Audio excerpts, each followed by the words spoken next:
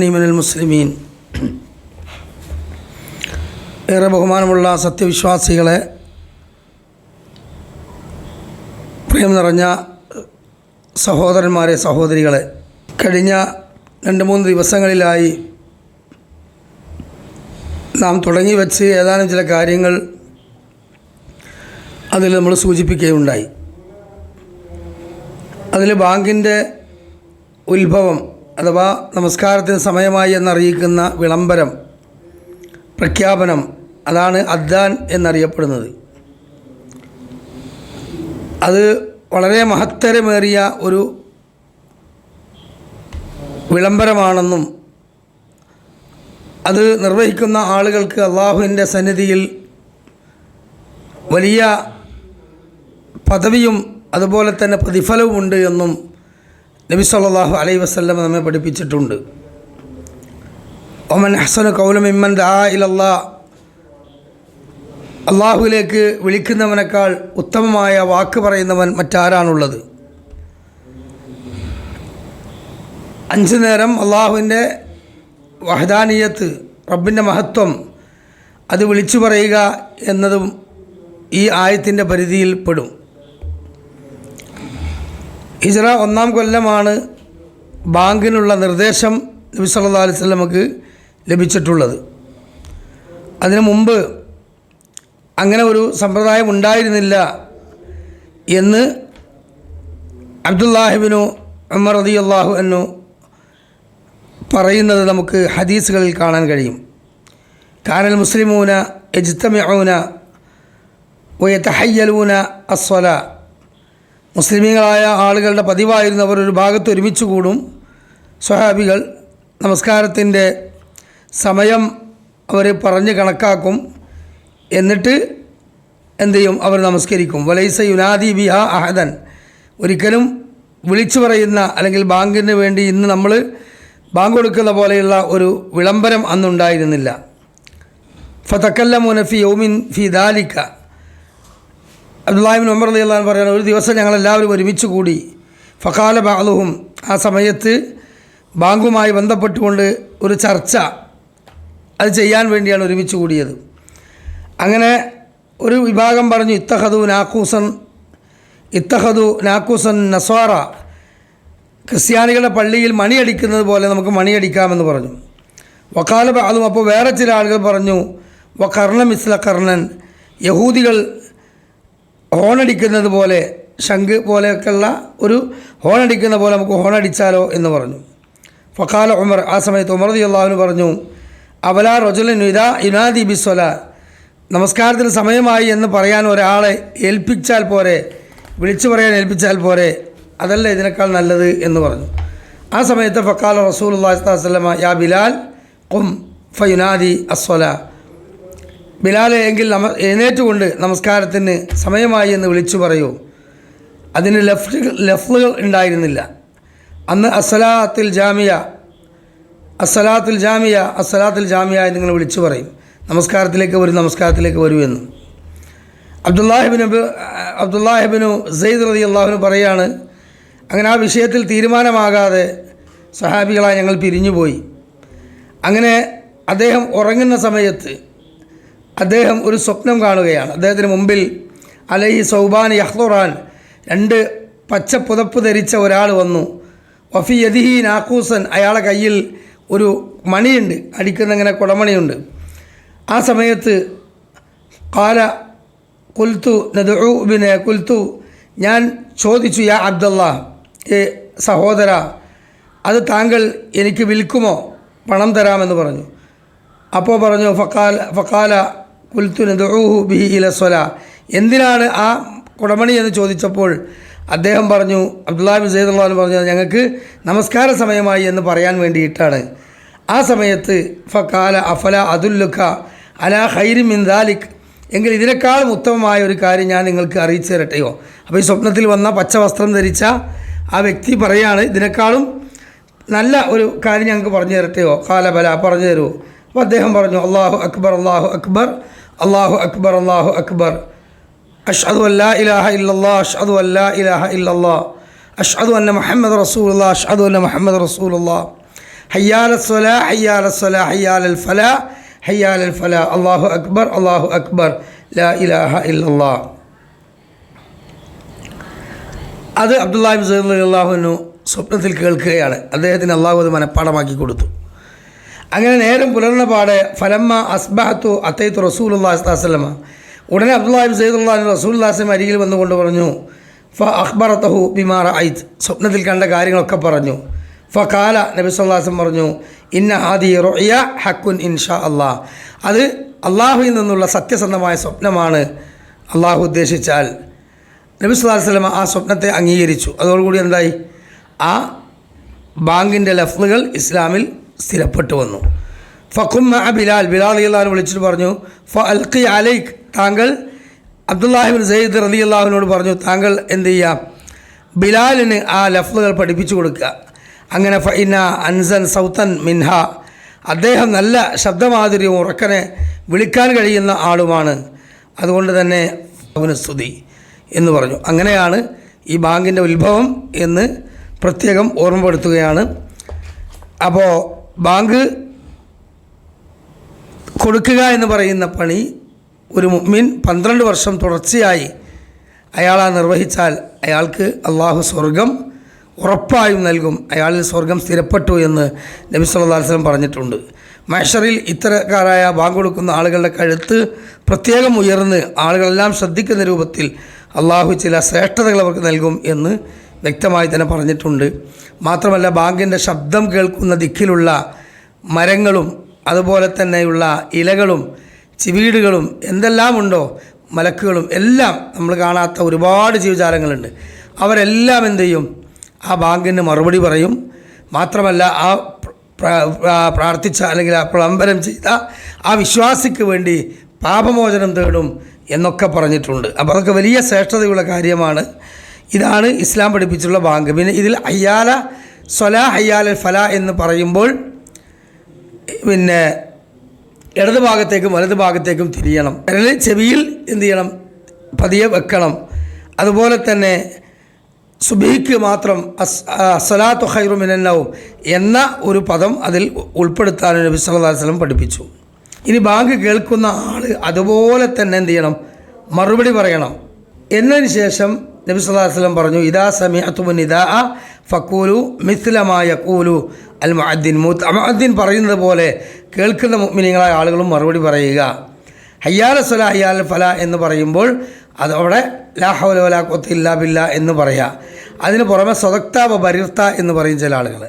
സ്വതക്ത വ ബരിർത്ത അത് പ്രമാണത്തിലില്ല, ഹദീസിൽ വന്നിട്ടില്ല, അതിന് അടിസ്ഥാനവുമില്ല എന്ന് വ്യക്തമായി പറയണം. കാല അൽ ഹാഫിദ് ഇബ്നു ഹജർ ലാ അസ്ലലഹ, ഹാഫിദ് ഇബ്നു ഹജർ അസ്കലാനി റഹ്മത്തുള്ളാഹി പറഞ്ഞു അത് ദുർബലമാണ്. മർഹബാ ബി ഹബീബി ഖുറത്ത് ഐൻ മുഹമ്മദ് ബിൻ അബ്ദില്ല എന്നും ചില ആളുകൾ എന്ത് ചെയ്യും, ബാങ്ക് കഴിഞ്ഞാൽ പറയാറുണ്ട്. ഇതൊന്നും 2 വിരലുകൾക്കിടയിൽ ചുംബിക്കും, എന്നിട്ട് കണ്ണുമ തുടക്കും. അങ്ങനെ ചെയ്താൽ ആ കണ്ണുകൾ നരകത്തിൽ പോകില്ല, ആ കാഴ്ചശക്തി വർദ്ധിക്കും. അങ്ങനെ പല അന്ധവിശ്വാസങ്ങളും നമ്മുടെ നാട്ടിലുണ്ട് ബാങ്കുമായി ബന്ധപ്പെട്ടുകൊണ്ട്. അത് നബി സല്ലല്ലാഹു അലൈഹി വസല്ലം ഒരിക്കലും പഠിപ്പിച്ചിട്ടില്ല. പിന്നെ ഇഖാമത്ത് കൊടുക്കുന്ന സമയത്തും ഇതുപോലെ തന്നെയാണ്. അല്ലാഹു അക്ബർ അല്ലാഹു അക്ബർ, പിന്നെ അഷ്ഹദു അല്ലാ ഇലാഹ ഇല്ലല്ലാഹ് അഷ്ഹദു അന്ന മുഹമ്മദൻ റസൂലുള്ളാഹ് ഹയ്യാല സ്വലാ ഹയ്യാൽ ഫലാ ഖദ് ഖാമത്തി സ്വലാ ഖദ് ഖാമത്തി സ്വലാ എന്ന് പറയുമ്പോൾ കാണാം എന്ത്, ഇതേപോലെ തന്നെ ചില ആളുകൾ പിന്നെ അഖാമല്ലാഹു അദാമഹ എന്ന് പറയും. അഖാമല്ലാഹു വ അദാമഹ ഇതൊന്നും ഹദീസിൽ വന്നിട്ടില്ല. കാരണം എന്താണ്, അതെല്ലാം പിന്നെ ബിദ്അത്താണ്. ബാങ്ക് കഴിഞ്ഞാൽ നബി സല്ലല്ലാഹു അലൈഹി വസല്ലം പേരിൽ ഒരു സ്വലാത്ത് ചൊല്ലാനും വസീലത്ത് ഫദീലത്ത് എന്ന അല്ലാഹുമ്മ റബ്ബ ആദി ദഅവതി ദാ വസ്സലാത്തിൽ ഖായിമ ആതി മുഹമ്മദ് വസീലത്ത് വൽ ഫദീല എന്നത് പറയാനാണ് നബി സല്ലല്ലാഹു അലൈഹി വസല്ലം പഠിപ്പിച്ചത്. അല്ലാതെ ഒരിക്കലും ഇത്തരത്തിലുള്ള ബിദ്അത്തായ ഒരു പദങ്ങൾ ചെല്ലരുത് എന്ന് പ്രത്യേകം തന്നെ ഓർമ്മപ്പെടുത്തുകയാണ്. നബി സല്ലല്ലാഹു അലൈഹി വസല്ലം പഠിപ്പിച്ചിട്ടുള്ളത് ബാങ്കിൻ്റെ ജവാബ് ചെല്ലുക, ലാ ഹൗല വലാ ഖുവത ഇല്ലാ ബില്ലാ എന്ന് ഹയ്യാല സ്വലാ ഹയ്യാൽ ഫലക്ക് പറയുക. സുബ്ഹിൻ്റെ ബാങ്കിലാണെങ്കിൽ അസ്സലാത്തു ഖൈറു മിനൻ പറയുമ്പോൾ അസ്സലാത്തു ഖൈറു മിനൻ എന്ന് പറയുക, അല്ലാതെ സ്വതക്ത വ ബരിർത്ത എന്നല്ല പറയേണ്ടത്. അതേപോലെ തന്നെ ഇനി ഇഖാമത്ത് വിളിക്കുമ്പോഴും അഖാമല്ലാഹു അദാമ എന്ന പദവും ഇല്ലാത്തതാണ്. ഇങ്ങനെ ഈ സുന്നത്തിലുള്ളത് മാത്രം ഒരാൾ ചെല്ലിയാൽ അയാൾക്ക് 10 പ്രതിഫലമുണ്ടെന്ന് മാത്രമല്ല ഹല്ലത്തുൽ ഉശഫ റസൂലുള്ളാഹി സ്വല്ലല്ലാഹു അലൈഹി വസല്ലം ശുപാർശ അയാൾക്ക് കിട്ടും എന്ന് ഹദീസിൽ കാണാൻ കഴിയും.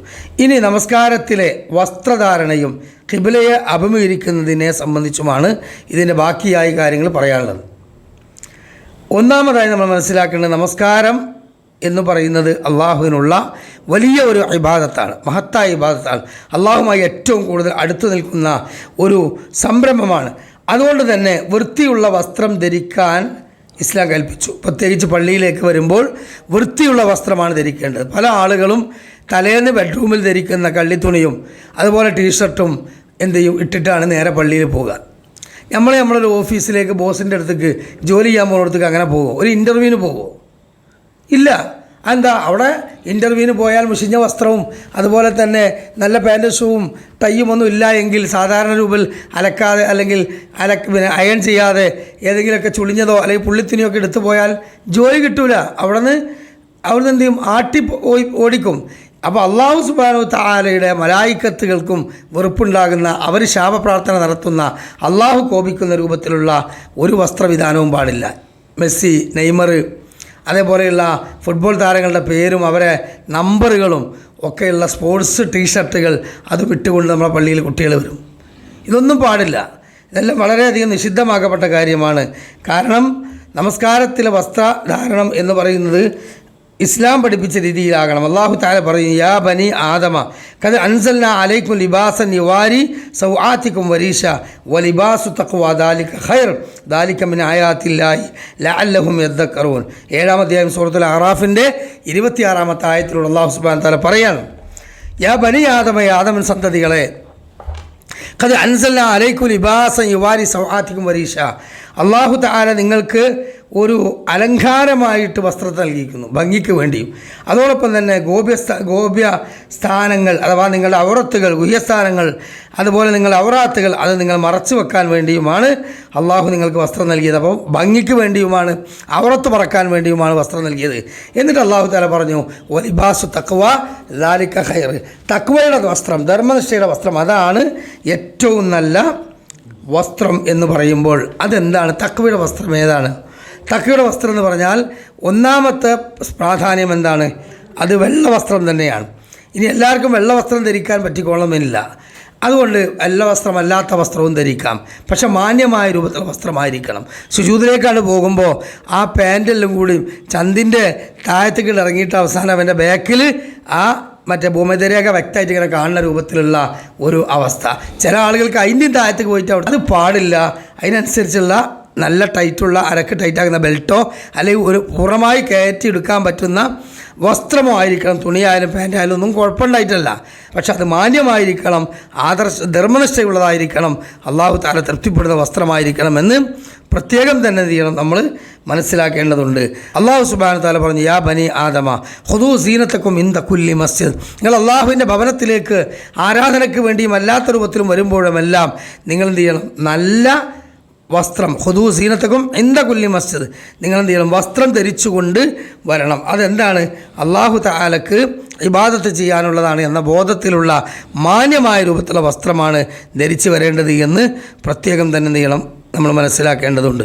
ഈ നിർബന്ധമായും നമ്മൾ മറക്കേണ്ട ഭാഗങ്ങൾ എന്താണ്? നമസ്കാരത്തിന് മുട്ട് മുതൽ പുക്കിൾ വരെയാണ് നിർബന്ധമായും മറക്കേണ്ട ഭാഗം. എന്നാൽ അത് താഴത്തേക്കും നമുക്ക് മറക്കാം. എവിടെ വരെ മറക്കാം? നെരിയാണിയുടെ തൊട്ട് മുകളിൽ വരെ. അതിന് താഴത്തേക്ക് ഇറങ്ങിയാൽ മാസ്ബൽ കാബൈനി ഫഫിന്നാർ, നെരിയാണിക്ക് താഴെ ഇറങ്ങുന്ന വസ്ത്രം നരകത്തിലുള്ള വസ്ത്രമാണ്. അപ്പോൾ എന്ന് പറഞ്ഞാൽ അവന് നരകാവകാശിയായി മാറും എന്ന് പ്രത്യേകം തന്നെ നമ്മൾ എന്ത് ചെയ്യണം? മനസ്സിലാക്കേണ്ടതുണ്ട്.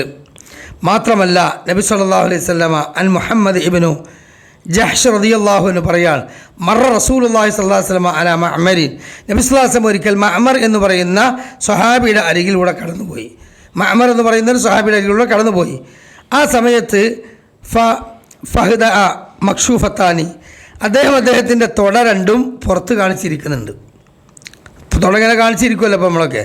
അപ്പോൾ തുണിയിൽ മാറി തുട കാണുന്ന അവസ്ഥ. ഫഖാല യാ മഅമർ, നബി സല്ലല്ലാഹു അലൈഹി വസല്ലം അത് കണ്ടപ്പോൾ, യാ മഅമർ അത്തിഫ് അലൈക്, നീ നിൻ്റെ തുടയെ മറക്കുക.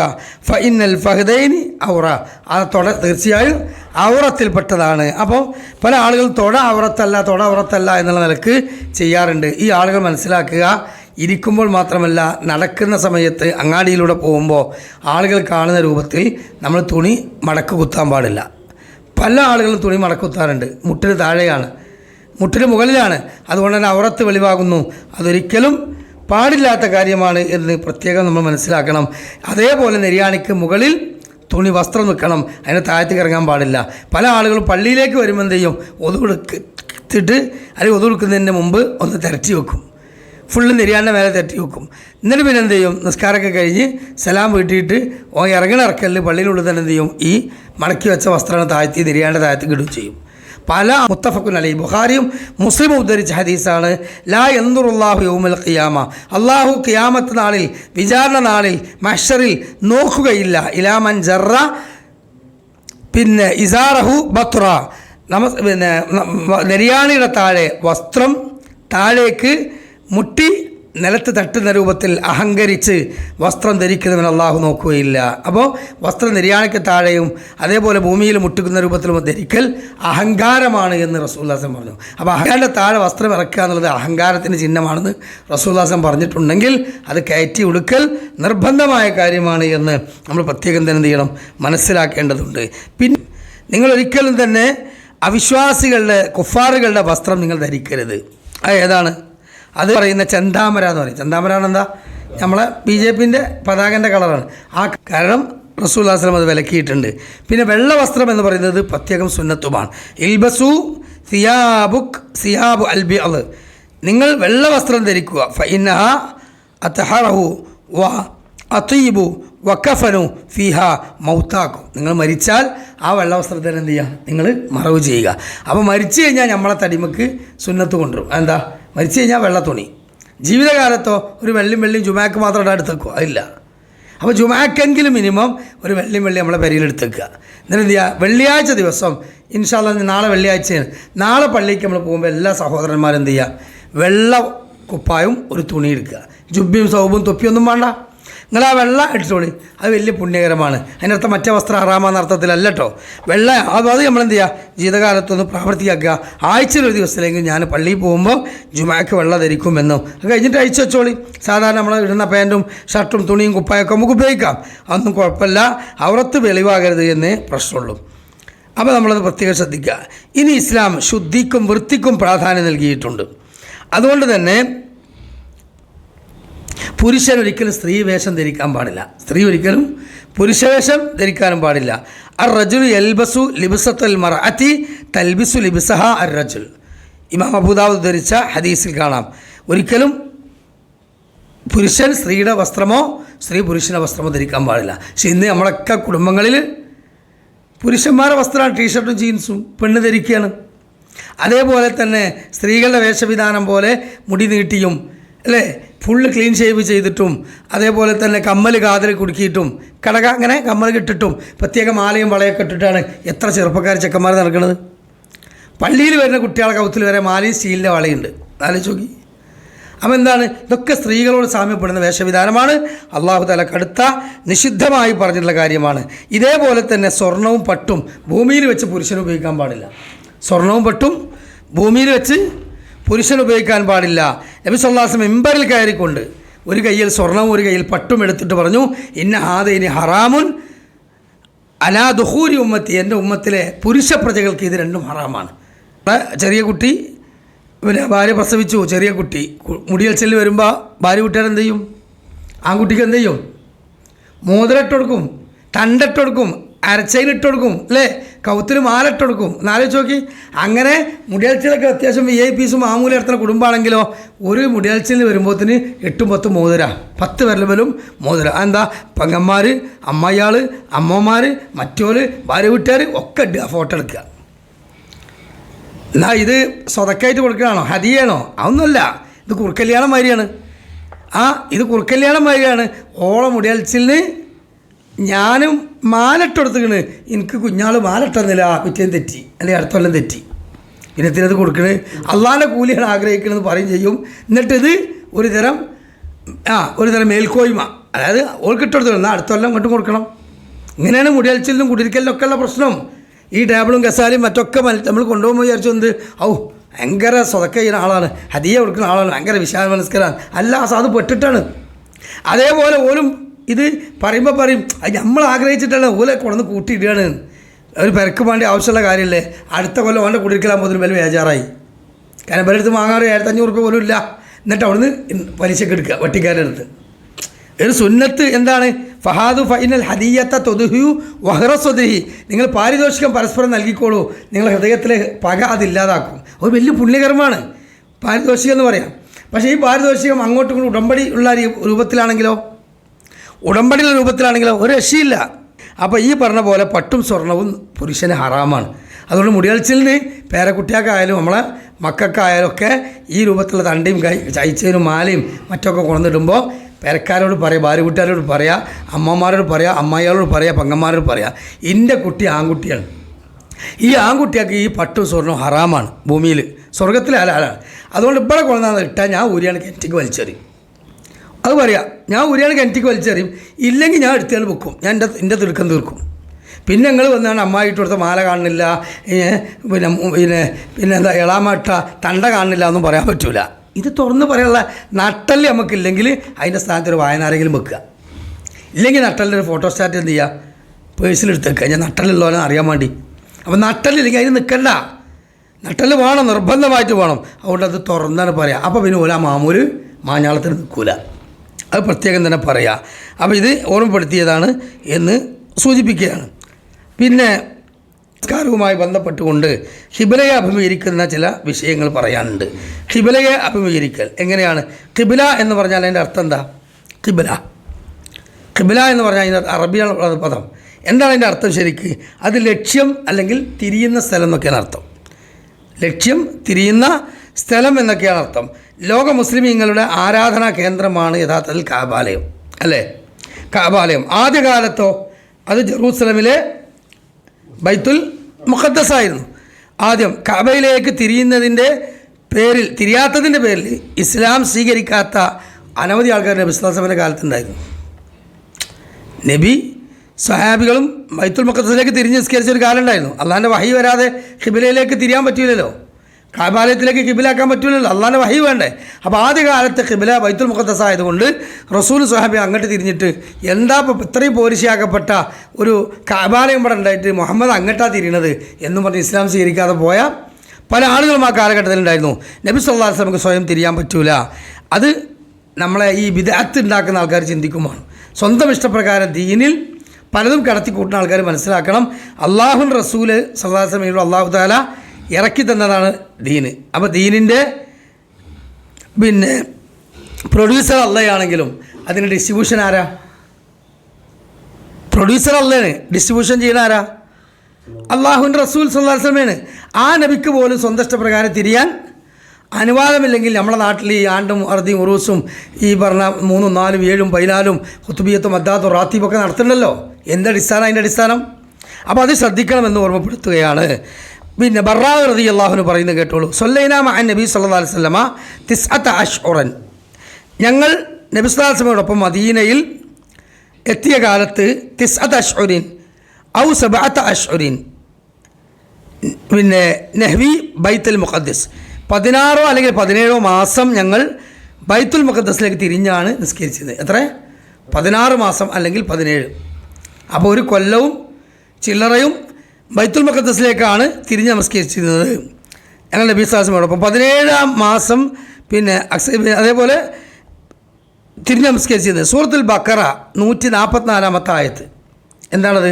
ഖദ് നറാ തഖല്ലുബ വജ്ഹിക ഫിസ്സമാഇ ഫലനുവല്ലിയന്നക ഖിബ്ലതൻ തർളാഹാ ഫവല്ലി വജ്ഹക ശത്റൽ മസ്ജിദിൽ ഹറാം വഹൈസുമാ കുൻതും ഫവല്ലു വുജൂഅക്കും ശത്റഹു وإن الذين أوتوا الكتاب ليعلمون أنه الحق من ربهم وما الله بغافل عما يعملون. ഇത് സൂറത്തുൽ ബഖറ 144-ാമത്തെ ഈ ആയത്ത് ഇറങ്ങിയോടുകൂടിയാണ് കഅബാലയം ഖിബലയായി മാറിയത്, അല്ലേ? നബിയെ, നിൻ്റെ മുഖം ആകാശത്തേക്ക് തിരിച്ചുകൊണ്ട് നീ ഹൃദയം കൊണ്ട് ആഗ്രഹിക്കുന്നത് നാം കാണുന്നു. അപ്പോൾ റസൂലുള്ളാഹി സ്വല്ലല്ലാഹു അലൈഹി വസല്ലമ ഇടയ്ക്കിടയ്ക്ക് ആകാശത്തേക്ക് എന്ത് ചെയ്യും? കണ്ണ് കൊണ്ട് നോക്കും, ഹൃദയം കൊണ്ട് നോക്കും. എന്താ ആഗ്രഹം?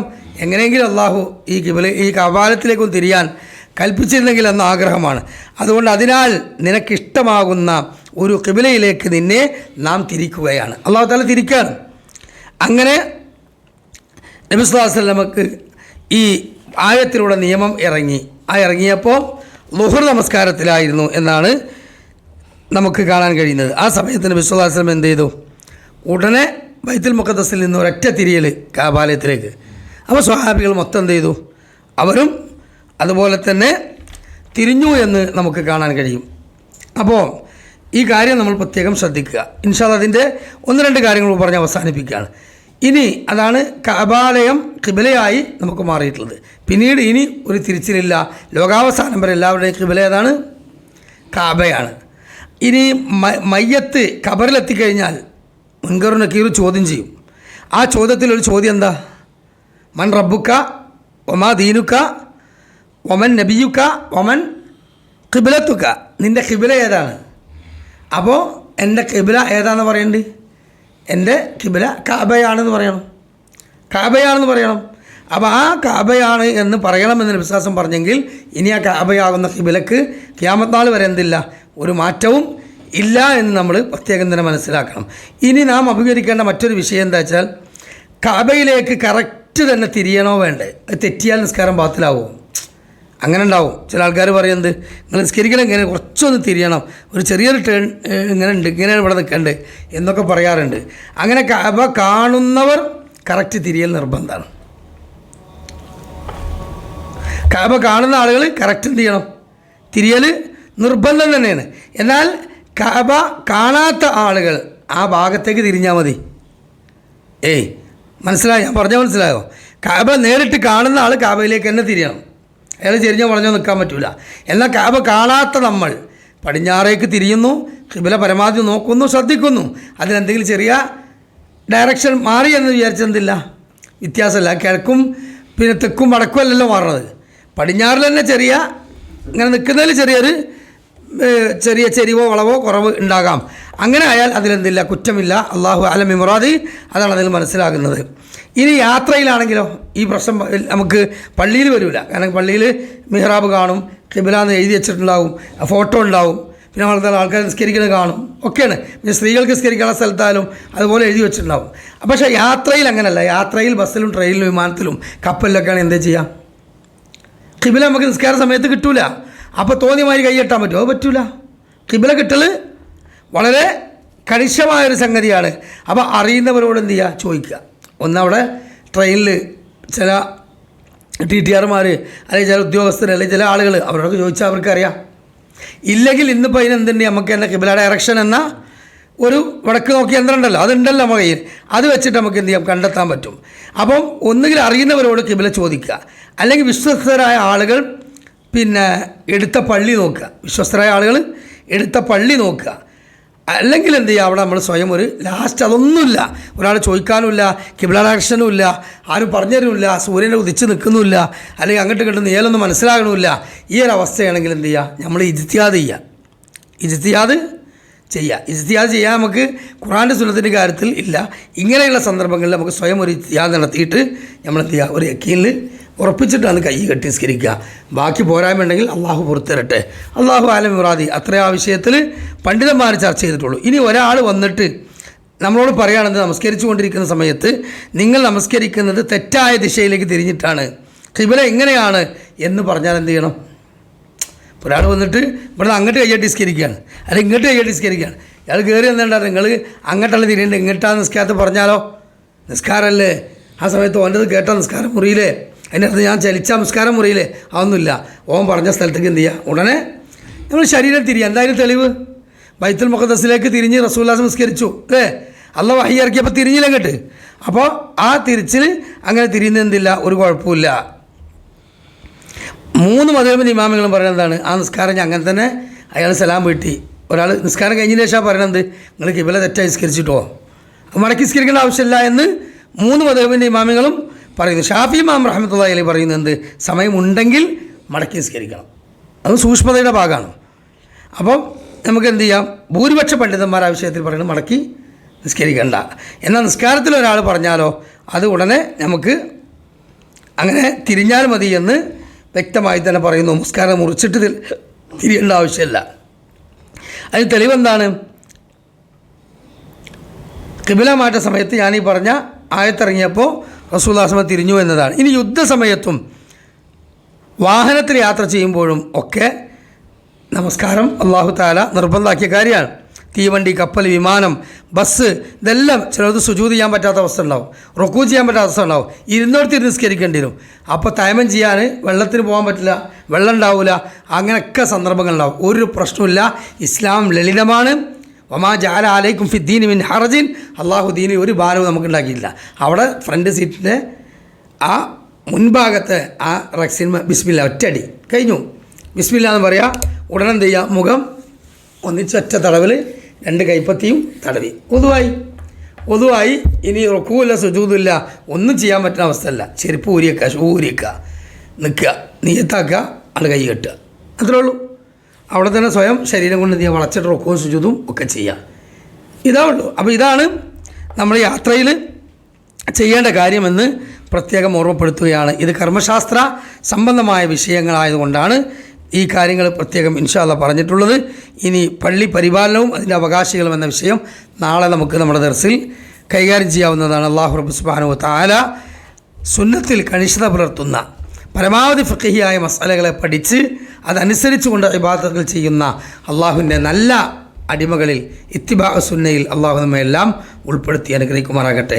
അള്ളാഹു തആല വിലക്കിയ, ഹറാമാക്കിയ കിബ്റാണ്, നരകത്തിൽ പോകുമെന്ന് പറഞ്ഞ എന്തൊക്കെ മോശപ്പെട്ട വസ്ത്രരീതിയും അളവുകളുമുണ്ടോ അതെല്ലാം ഒഴിവാക്കുക. സ്ത്രീകളും പുരുഷന്മാരുമായ മുസ്ലിമീങ്ങൾ, മുഅ്മിനീങ്ങൾ.